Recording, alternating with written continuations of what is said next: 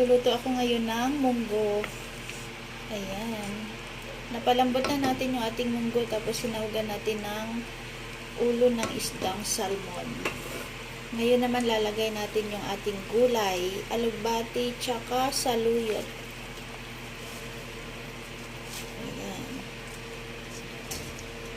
Dahil sunod-sunod na yung malunggay namin, kaya ito naman yung gulay na ilalagay natin. Saluyot, tsaka alugbati.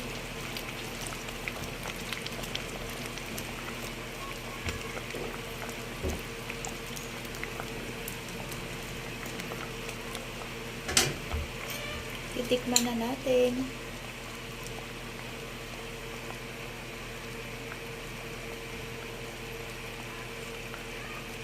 Wow, ang sarap. Thank you for watching everyone. May God bless us all. Ingat. Bye.